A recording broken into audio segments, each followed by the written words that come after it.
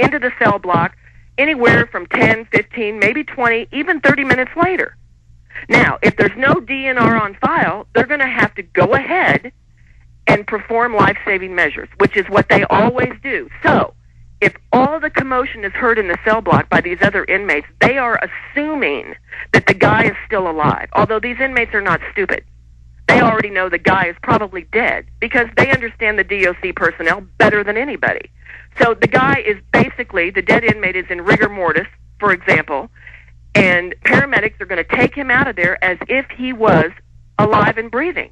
And they're going to pronounce him dead either on the way to the hospital or at the hospital ER. And here's why I don't like the way they do this. Well, this is a form of covering up the deaths, but go ahead. Well, it's covering up the deaths, and it's not attributed to the very facility where the death occurred, and it's not attributed to the DOC. That's right. They then statistically...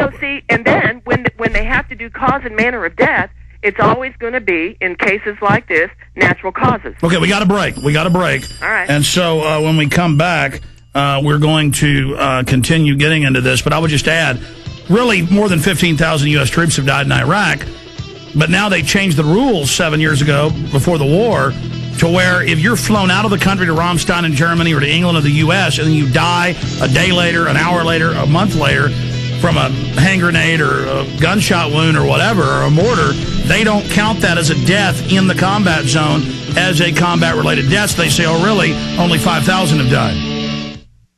Spring is here, growing season. The economy is not getting any better. In fact, it's getting worse. Think about it. At this rate, how will your life be in a month or even a year? Maybe you've been putting things off, but the time to act is now. The country is running out of food. You need to get your seeds before it's too late. At organicaseed.com, you'll find one of the largest online selections of heirloom seeds, survival seed packs, as well as the giant vegetable seed collections that can feed you and your family for years. Grow your very own fresh vegetables, wheatgrass, fruits, herbs, rice, tea, coffee, and tobacco. With detailed growing guides available to you at no charge, you can maximize your harvest and investment. And the best part? All orders ship within 24 hours. So head over to organicaseed.com. That's ORGANICA seed.com. Organicaseed.com today.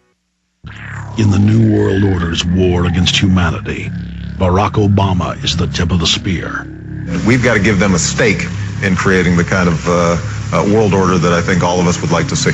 The Obama deception completely destroys the myth that Obama is working for the best interest of the American people. Well, Obama's already fudging. He's fudged since day one in this election. If you have a demagogue with a fanatical mass movement of personality cultists who is imposing the program of a group of extreme bankers and finance oligarchs, that's fascism. It's not about left or right. It's about a one-world government. This film documents who Obama works for, the lies he has told, and his real agenda. Get your copy of The Obama Deception today at Infowars.com or download it in super high quality at PrisonPlanet.tv. The Obama Deception. The people strike back. On the average, Americans work between 45 to 50 years, hoping to build up enough wealth to retire and live out their golden years. Unfortunately, with taxation, the rising cost of food, energy, housing, and medical, many retirees are forced to live below the poverty line.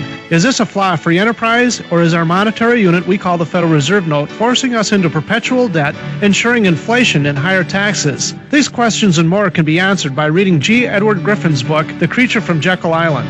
Congressman Ron Paul states it's what every American needs to know about central bank power. A gripping adventure into the secret world of international banking cartel. Hi, this is Ted Anderson. I will give a silver dollar from the early 1900s to anyone who purchases this book. Call 1-800-686-2237 and order a copy today. It's critical that the public be made aware of the system. Call and order your copy today at 1-800-686-2237. That's 1-800-686-2237.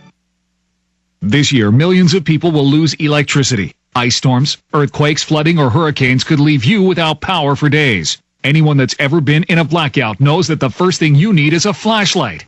That's why you need the Pack Light. The Pack Light is powered by a 9-volt battery and lasts up to 1,200 hours. It's so small, it fits right in your pocket and glows in the dark, making it easy to find when you need it most. One Florida customer says, my Pack Light has lasted through 4 hurricanes in 2 years, over 30 days without electricity, and I'm still using the same battery. The Pack Light comes with a 25-year warranty, and prices start at just $12.99. It's time for you to be prepared with a Pack Light. Visit us at 9voltlight.com. That's 9voltlight.com. Or call us today toll-free at 877-715-4448. That's 877-715-4448.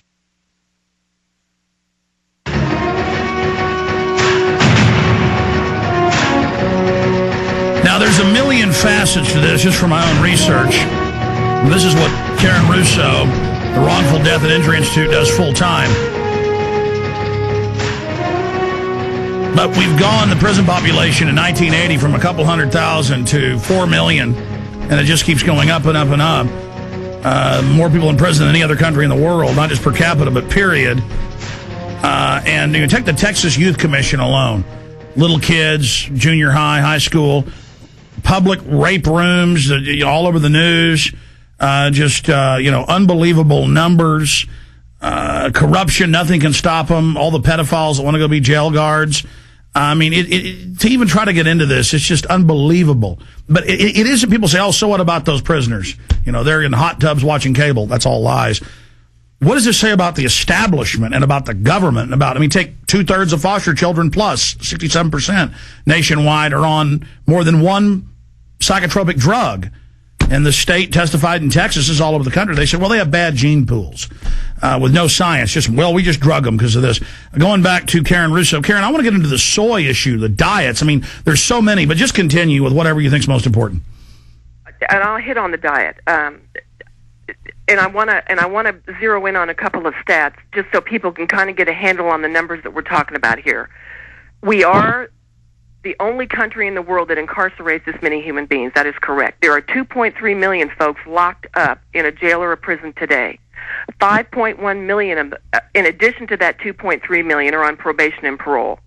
That's a total of 7.4 million people. Yeah, let me stop you. I saw CBS News last year said 4 million. I'd always seen the 2.5 million. Well, and I really think you can do with anything with statistics, but it goes back, and I'm a real stickler for this, even with my clients. Statistics are statistics. No, that's what I'm asking you because you study this. What's the real number from your... 2.3 million are locked up. All right. 5.1 are on probation and parole. Now, total, obviously, 7.4. Now, my argument has always been when families are so exasperated as what to do, which is there are a whole bunch of reasons why they don't know what to do. But if you took 7.4 million and you averaged that each family had 4 family members, each inmate had 4 family members, that, if you do the math, that's 30 million people, over 30 million people that are affected directly by incarceration. And that number is 10% of the entire U.S. population as it stands today, which is 306 million. Now, the reason I say that is that when families feel so chastised or intimidated or put down, one of the biggest problems they have is not taking responsibility for the information that's available to them in order to fight.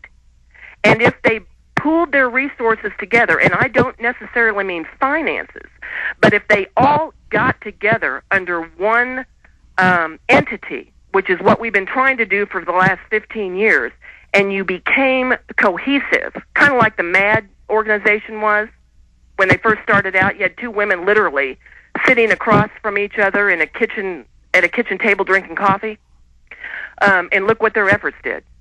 A national organization that affected some really major changes within a very serious situation. Same thing applies here to this.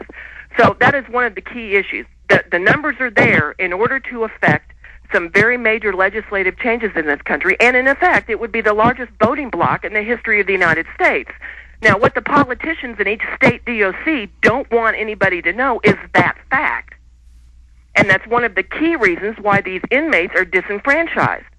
They aren't stupid. You know, they understand how the system works. They understand how these politicians work, and they certainly understand what is said versus what is done to them, especially when it comes to their medical health care. And folks, like you said, will say, oh, well, you know, what the heck? Why in the world do we have to pay for health care for inmates? Well, you better pay for it because you're going to pay for it one way or the other. You're either going to pay for it in taxes in a contract that's not doing their job, or you're going to pay for it in Medicaid and Medicare. Well, regardless, you can't have the moral standard